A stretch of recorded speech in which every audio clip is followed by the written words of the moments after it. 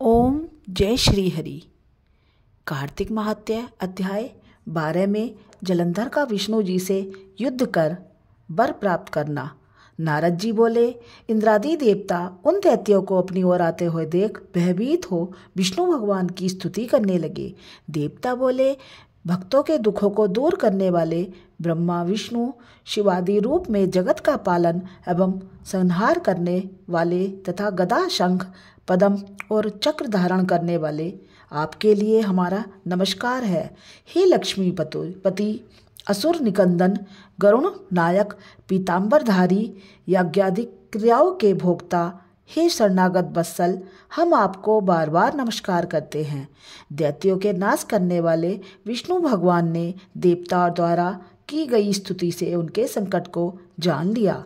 तब वे क्रोधित होकर शीघ्र ही गरुड़ पर सवार हो लक्ष्मी जी से बोले, देवी, तेरा भ्राता जलंधर देवताओं को दुख देता है, इससे मुझे उन्होंने बुलाया है, सो मैं युद्ध के लिए शीघ्र ही जाऊंगा। लक्ष्मी जी बोली, हे प्राणनाथ, यदि मैं आपकी प्यारी हूँ तो फिर मेरे भ्राता को आप संग्राम में क्यों मारना चाहते हो?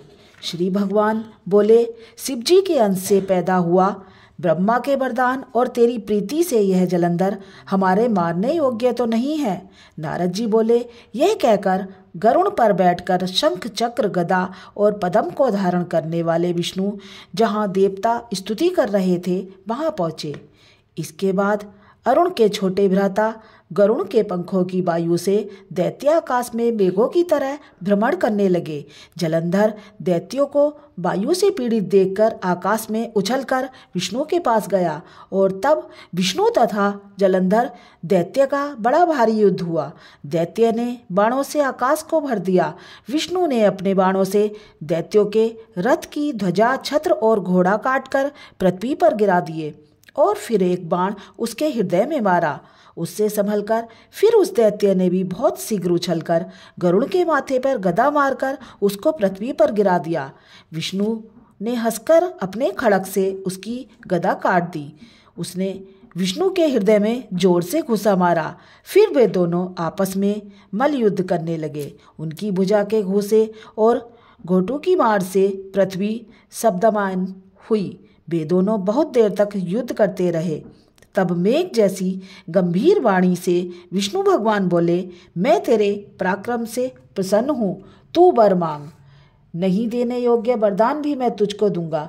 जलंधर बोला, हे विष्णु, जो आप मुझ पर प्रसन्न हैं तो मेरी बहन लक्ष्मी और अपने गणों सहित मेरे घर में रहो।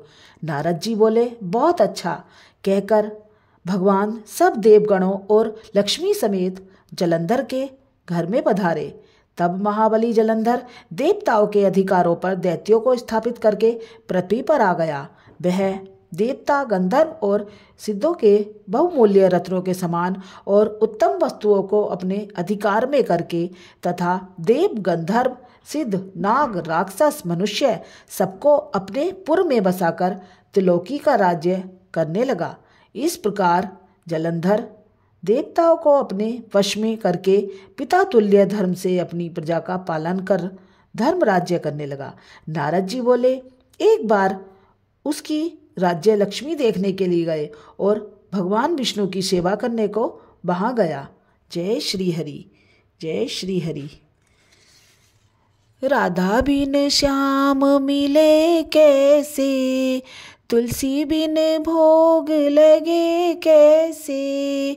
राधा बिन श्याम मिले कैसे, तुलसी बिन भोग लगे कैसे। काशी भी गई मैं तो अयोध्या भी गई, काशी भी गई मैं तो अयोध्या भी गई। वृंदावन, हाँ वृंदावन बिन श्याम मिले कैसे, तुलसी बिन भोग लगे कैसे। राधा बिन श्याम मिले कैसे, तुलसी बिन भोग लगे कैसे। गंगा भी नहाई मैं तो जमुना भी नहाई, गंगा भी नहाई मैं तो यमुना बिन आई, यमुना बिन पाप मिटे कैसे, यमुना बिन पाप मिटे कैसे, सरयू बिन पाप मिटे कैसे, तुलसी बिन भोग लगे कैसे, राधा बिन श्याम मिले कैसे, तुलसी बिन भोग लगे कैसे, राधा बिन श्याम मिले कैसे, तुलसी बिन भोग लगे कैसे। जय हो तुलसी मैया की।